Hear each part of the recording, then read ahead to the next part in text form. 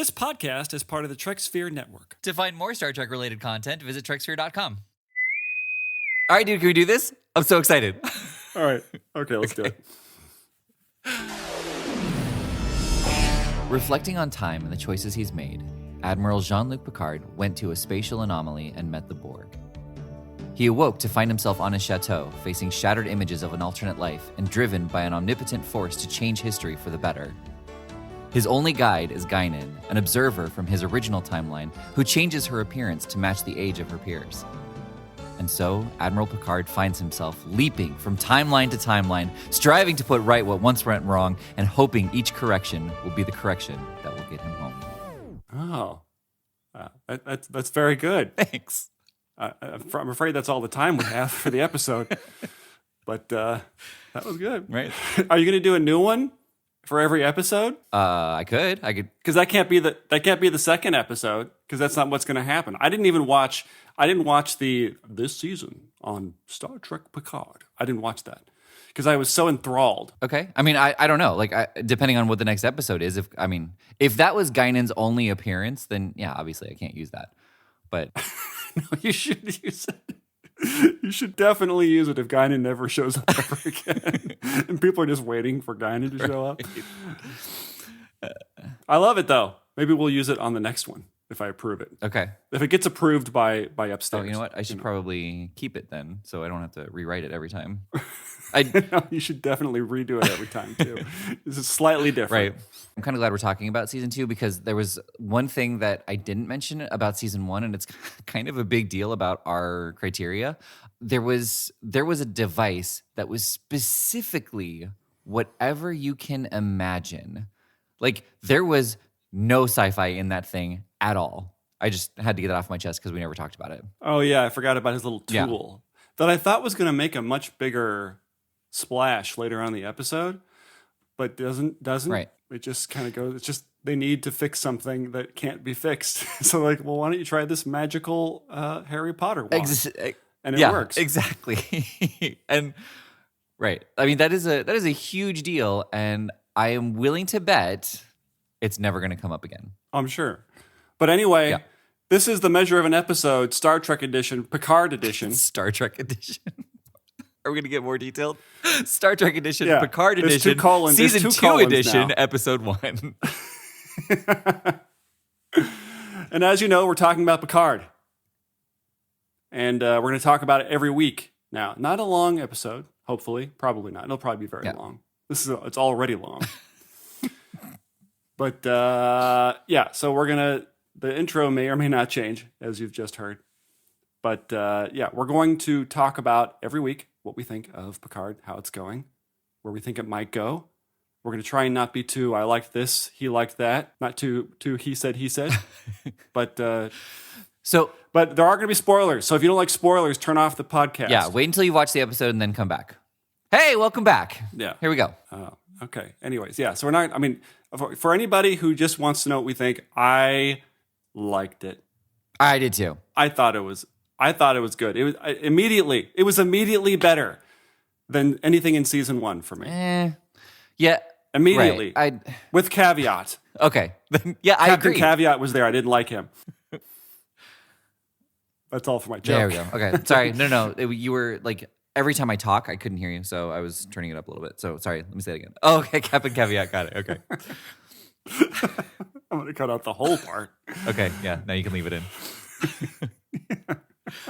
So the writers have said that they want to do 3 seasons. And already with this first episode, I can't imagine that this will not get such rave reviews that they're already filming season 3, I'm pretty sure.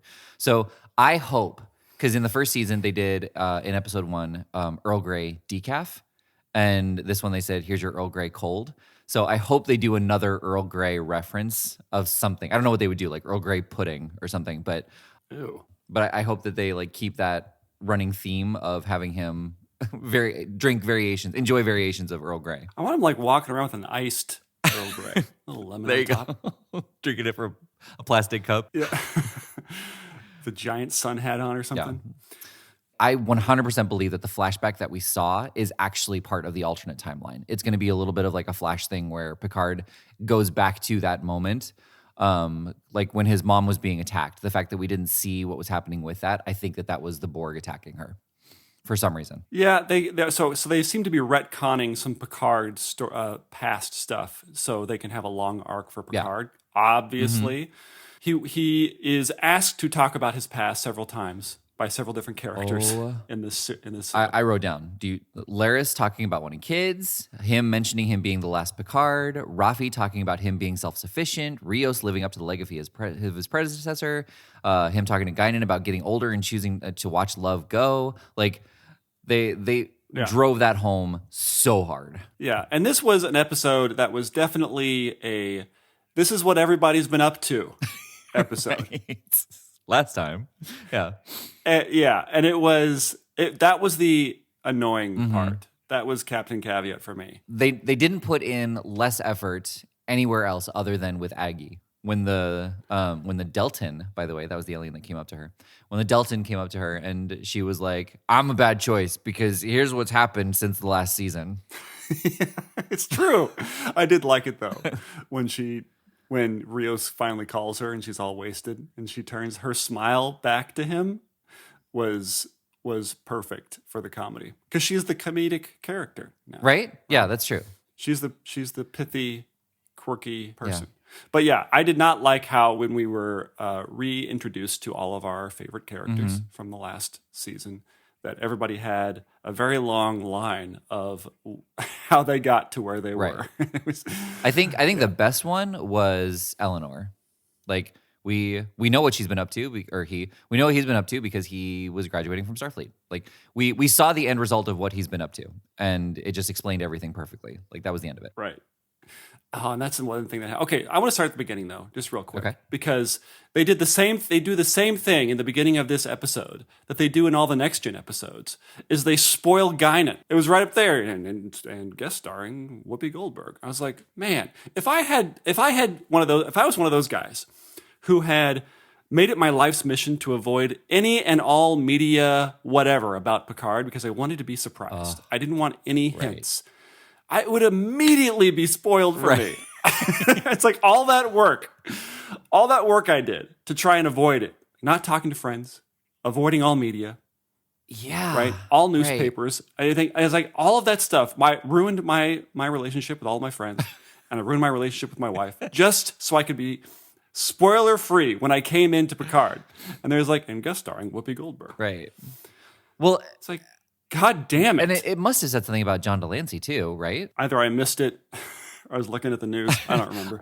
Yeah, no, that's a really good point because you also, that first episode, you can't skip the intro. Well, actually, I don't even know if you can on Paramount Plus. Can you? I don't think there was a skip intro. Yeah, there's, right. I think you would just have to skip through the 10 seconds. That's a good question. Like, all right, so listeners, if you avoid spoilers, do you avoid the opening credits too so you don't get spoiled the way that Paul's talking about? Or do you let that be a happy surprise that you now know who's going to show up, you just don't know when? Let us know. To go back to your, that whole Cal Elnor speech that Picard was giving. This was a very speech-laden episode. Yes. Picard gives 2 speeches. Who's the android? What's her name? Dosh? Yeah. Doshi, not Doshi. Douchey. Doshi? No. Douchey? My name is Douchey. Daj. Why does everyone always laugh when I say that? She's Daj, right? Yeah, she's Daj. What was her sister's name? Anyway, it doesn't matter. She makes a speech. Who else makes a speech? Right. Laris kind of did. Yeah, I can't, I will not suffer more speeches. I hate them.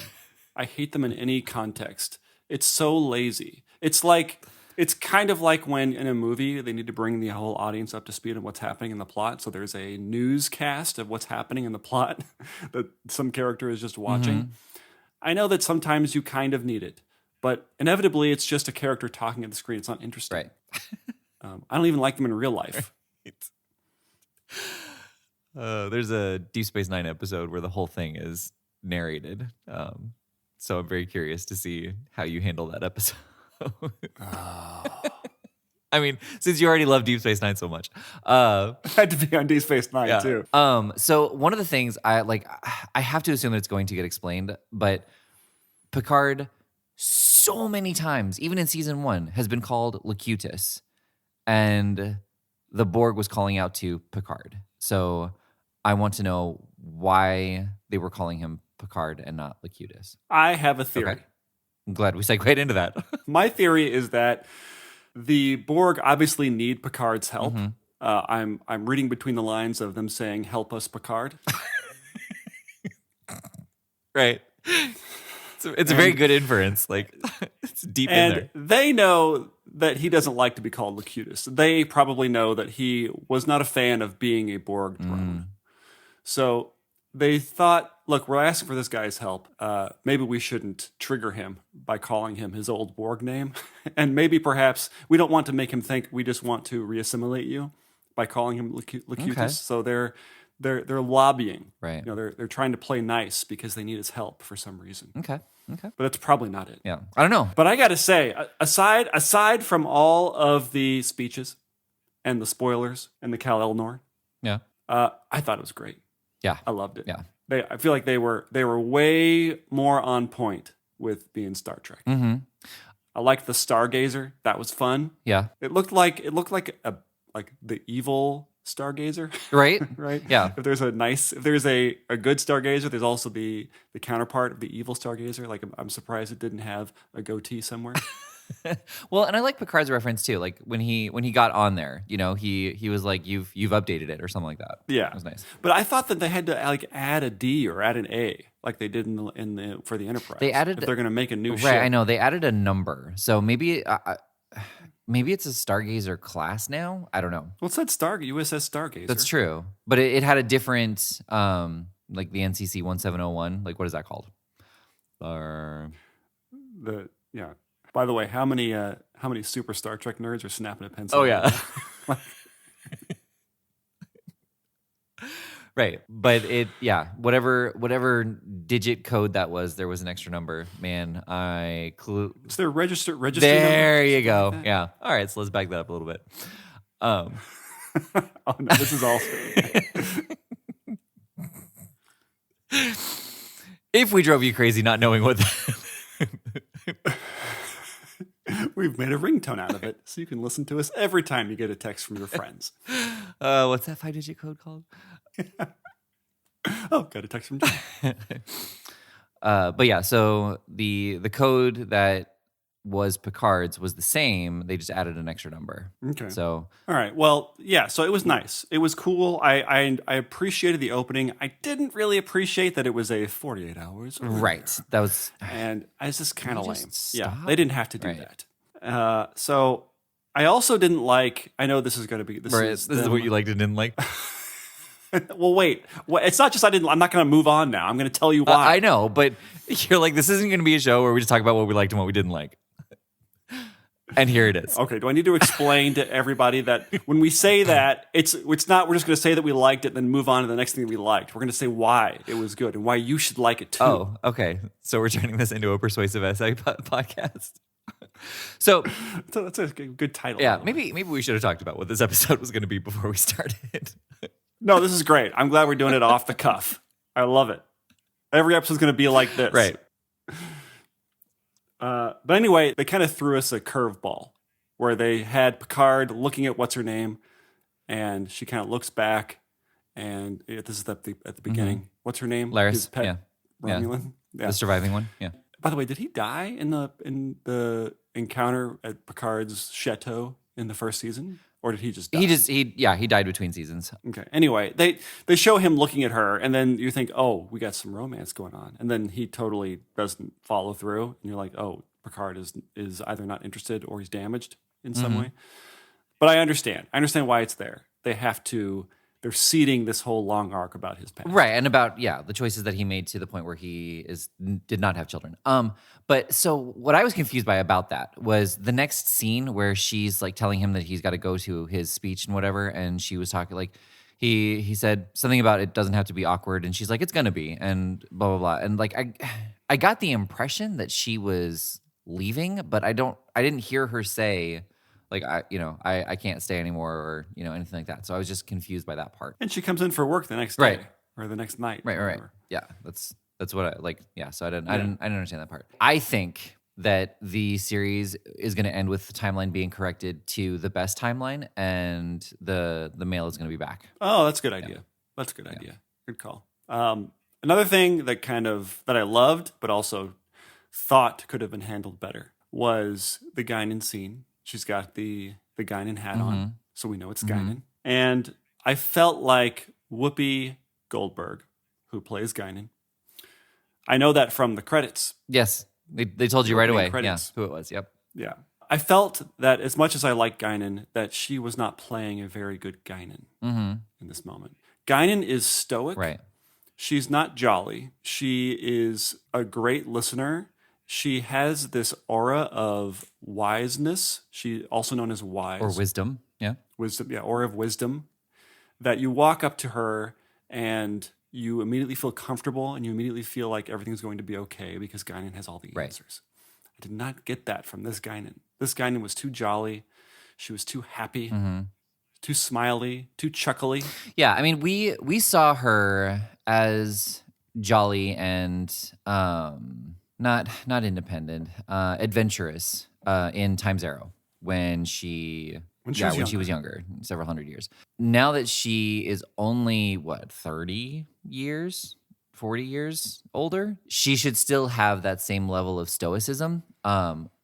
But I could also see that, just as she adapted her appearance to match the people that she's been with for X amount of time, she may also have adjusted her personality a little bit to be, because she's now not on a ship. I guess so.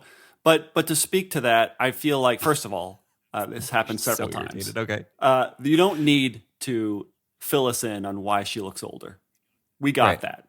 We got it. We're on it. We understand. We don't need it. If they had not brought it up with Guinan, it would have just passed by me. She's older. Done. Right? I understand that her race gets older, like they age quite a bit, but not in any kind of measurable way.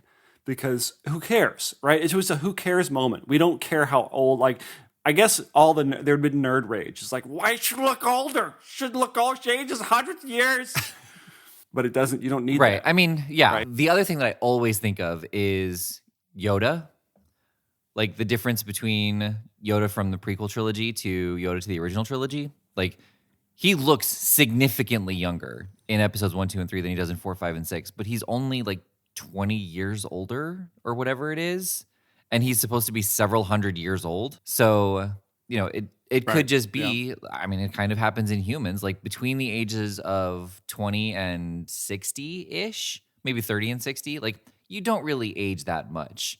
And then between 60, 70, 80, you age considerably.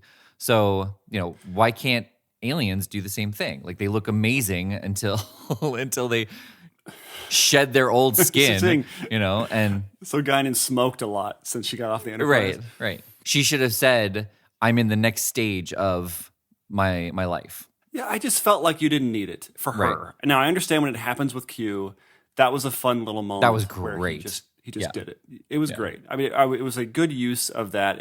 I think that if Q had just shown up old, then people would have said, well, why would he just look like he did? It would have been a point of discussion that they just handled immediately. I wish that he had more of a reaction rather than, oh, you're this far along or something. It would have been, I just wish he had reacted more to Picard, oh, you got old. Here, let me make you feel better, type thing. Yeah. But yeah, so speaking to Guinan, you're right. I think it's kind of a catch-22. You talk about it, you're going to upset people being you didn't have to talk about it. And if you don't talk about it, you're going to upset people being why didn't you talk about it? So, pick your battles. You're going to disappoint somebody. I know. How did Guinan do it? Did she do it on a break one day? Did she need several weeks to do it? Yeah, it sort of poses more questions than it answers. But I want her to be solemn and serious. Right. I didn't want this chummy attitude she had with Picard. And again, I said this. We said this in the last one. How everybody's kind of unrecognizable, and that maybe they've grown in the last 30 years to a point of being unrecognizable. But why? Why do that? Honestly, I feel like Whoopi Goldberg did not go back and watch herself as Guinan. That's what I think happened. I think that she memorized her lines, showed up, and put the hat on, and was probably a little bit more whoopee than I think, Gimli, and no, I would agree with that. it's too bad. And I don't know why the director didn't say, give me one. Come You did it on. your way. Give me a take where you're a little bit more solemn. Yeah. But I want to know. So with the Borg queen, they kept calling her the queen. And I loved the new queen. Thought it was cool. Feels a lot more Borgian than the old queen. It was right, but it was too much robot for me. I liked that she seemed more modular. She seemed a little bit more like less human looking and more right. I felt more like, okay, the queen wouldn't just be another drone converted into a queen. It would be something created. Yeah. So I like hearing you say that. My thought then is to make her an amalgamation of people, not have her be just a small part of a single person, and have her have more robot body part, like bare arms. Well, just bare arms and. Do you mean and turtle legs? Like give her a Klingon forehead and Trill neckline and Bajoran chin or something like that, like where and have stitch marks along those along the different alien parts, so we can see that she has like the best pieces of these different species. See, I like mine better. I can see your way, but I like mine better because I like the idea that it is an expression of technology, which the Borg are all about. In a way, it's almost like the Borg don't like the organics, but they realize that they need them for one reason or another. But that eventually the Borg will be all robot, and that's the idea. That's what it seems like they're striving for one reason or another. Even though it seems like they could do that now, why are they still having organic people? But I just liked the idea to go deeper into the headcanon of the queen can show up anywhere. It's not just a person. It's just a amalgam of technology that can go anywhere. Right. It's what they're striving. Now that may not be who that was or what's going on, but that's what it seemed like to me. It's like a new being. It's like what the Borg ultimately want to be. Yeah. No, I hear what you're saying. I don't like that idea of the Borg just being, striving to be all machine, just because they do include so much of, like, almost entirely human, because as we saw with the reclamation, like there were so many people who were walking around normal, and so they leave so much of the organic part there. It seems strange that the goal would be to become completely cybernetic. Right. It doesn't make any sense. But I like it anyway. Okay. But do you think that the Queen's intentions are good or bad? Now that Q is there, I don't know. I mean, I am very curious to see how this plays out, because we don't know what Q's intention is, and we don't know what the Borg Queen's intention is. And do you know anything? Like, have you watched any trailers about the show? Like, do you know anything that's coming up? Okay. No, I know nothing. Right. I mean, I know that Q is in it. So then I won't spoil that part for you. But there are things that are coming up that already reference things that you have mentioned that are different. I don't want to say they're wrong because we haven't watched it yet. But it seems that they wouldn't just have her trying to attack the fleet. That doesn't seem right to me. Also, kind of boring. It's like, yeah, what's new about this? So obviously, the Borg are not. They're not just out to assimilate. They are out to. They have a new goal. Yeah. An ulterior motive of some Well, kind. right, and she was firing their weapons back at them. She was converting it to be a stun instead of anything worse. And typically, after the threat has been eliminated, they assimilate. And she was not assimilating the soldiers that she was knocking out. So there's clearly some mercy being provided, and not just straight up neutralizing the threat so she can say what she needs to say. It's clear to me that she's doing the thing where we have to get somewhere for this to, like, this is going to help us all. Mm-hmm. My problem is your problem, and I need to get us somewhere, and I can talk about it, and I can try and convince you, which you will ultimately say no to, or I can just do it, and you'll see that I'm not trying to blow you up. So she's just taking control because she doesn't have time, and she even says that. She says, we're out of time. So I'm just going to do this and win. And he blows up the ship. I am curious. I was like, oh, they actually blew it up. That was crazy. Yeah. And now it's feeling very Star Trek Generations. I'm sure I'm not the first person to make that relation. because it felt like, oh, he's in the Nexus now. Right. I mean, shitty Nexus, but yeah. It's like the bad one, you know? Right. It has a goatee. It would have been amazing if it was just a field and it was some rundown shack with a porch swing and Q comes out. Because that's the Q continuum from Voyager. Right, yeah. I did catch the very little bit of this season on Star Trek Picard. Mm-hmm. And he says, "This is your life." And I felt like, oh, is this a tapestry? You know, the episode Tapestry? Yeah. From Next Gen. I hope it's not just that again. Right. Or just it's the Wonderful Life kind of thing. This is what would have happened if you'd made this decision, or if you didn't exist, or it's like an alternate reality based on you, all the choices you made, that kind of thing. I'm okay with those. Those are always fun to do, but not if it's going to be. No, based on clips, I'm almost positive that it's not that at all. Like it's not even he does not come into play with the changes that have been made. Okay, because Q is mischievous. I like it when he's mischievous. He likes to mess around with Picard. Well, right. So I always assumed with the trailers, since the first trailer showed up where he said, "Welcome to the end of the road not taken," I assumed that was him saying, "This is the timeline that your life could have been," and he's like, now he's going to take you back. Now I'm going to take you back to what your life really was. But it turns out that that he's taking him to the end of the road not traveled. And so again, like I'm very curious about that. Like I'm super excited for this season. I hope it keeps this pace and this level of intrigue and mystery through the whole thing. And it doesn't just reveal everything next episode and now it's about trying to solve it. Why bring him to the end? Like that's the question that I'm hoping that they answer and they don't just throw that away because it was a fun line to say. Yeah, or just a teaser line that ultimately doesn't do anything. Exactly. Yeah, I'm curious. They have piqued my curiosity, and so I will be watching the next episode. Yeah. But I guess that doesn't mean anything because I'd be watching it even if I hated it. But I didn't hate it, right? Jonathan. It makes this more fun to do when we enjoy what we're watching. But don't you agree that it was definitely better than any of the first season? Yes. Oh, absolutely. 100% better. Yes. And I don't know if that's because it has all these people that I recognize from the old show, or all the people that I like all my favorite characters are now in the show. Q and Guinan. Right? Like, what are you saying here? Like the rest of the people, you were like, when are we getting back to Guinan? Where's Q? Yeah. Well, they had to do that.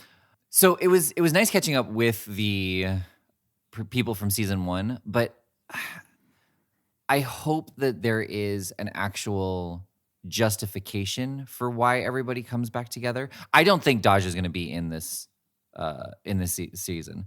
I hope that Picard is not just like, let's bring back the crew from that one mission that one time. I hope that there is a reason for Raffi to join them and for Daj to join them and for Aggie to join them. Well, Aggie's already there. So we already have Aggie. Oh, is Raffi there too? Yeah, Raffi's in. I don't know if she's on the ship. Yeah, that's what I was. When she gets assimilated, I actually don't know. Okay, but Seven is there because she was finding out what was going on over there too.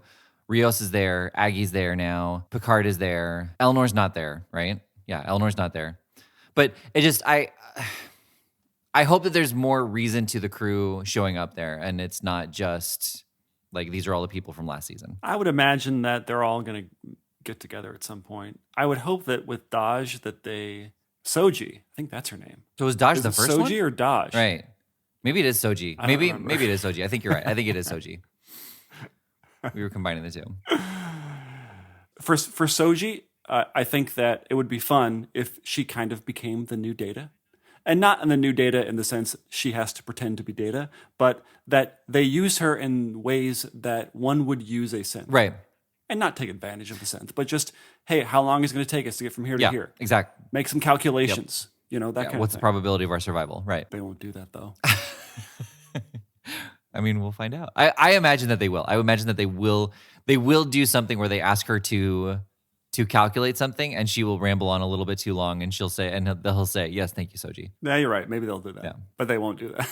it'll be too much of that will require the writers having a pretty good encyclopedic knowledge of next gen, and I don't think they have that.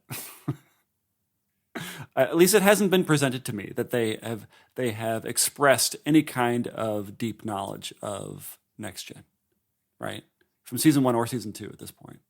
No, I would say in his conversation with Guinan and his conversation with Laris, they did make references to his past that has been seen before.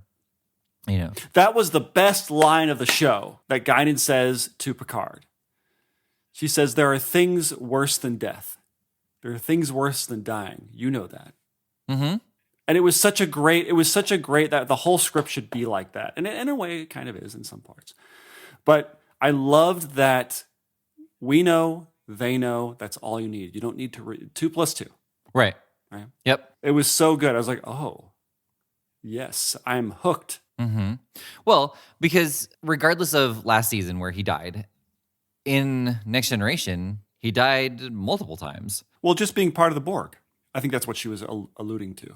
Right. Like that's what I caught. Like that was a specific moment in his life that she was there for. That she was alluding to. Yeah. Yeah. So I mean, this was great, and I'm stoked for the next one. Yeah. I can't wait. Yeah. I wonder if there's a. When does it come out? June? I mean, well, they have to film it, so we're probably not going to see it for another 18 months. Damn it. So our next episode is going to come out tomorrow. Every Wednesday we release our episodes where we review classic Trek, and every Tuesday we are going to be releasing these episodes where we talk about Picard. Yeah. I've been Paul. I've been Jonathan. And this has been The Measure of an Episode, the Star Trek edition, the Picard edition, season 2. But you already knew that? But it doesn't sound like Picard. Come on, man. I guess it would be Rios. He's the captain now. Ugh, I'm not doing that. You have to say it in Spanish. Right. All right, let me see. By the way, why was Rios's, or not, it wasn't Rios, it was his hologram in Rios's likeness. Why was he speaking in Spanish? I know that he's a Spanish character, but why have him speaking Spanish the whole time? I mean, I guess I don't really care. I'm curious why. Well, and also, why did we not know? Why did we not know? Why could we hear the Spanish? Like, if they have a universal translator, then why was he speaking in Spanish? Yeah. And I guess why wouldn't Seven also speak in Spanish to him? It seemed with Seven, it wouldn't matter to her. She could probably speak any language. Sounds drunk. I know, right? It's really drunk. slow. It changes speed. Okay, let's do it again. Do what again? The episode? This, as you know, what? I've been Paul. I've been Paul. And I've been Jonathan. And this has been The Measure of an Episode, Star Trek edition, Picard edition, season 2. Pero tú ya lo sabías. Nice. If we get any mail, it's going to be like how you fucked that up. Oh, yeah. Yeah.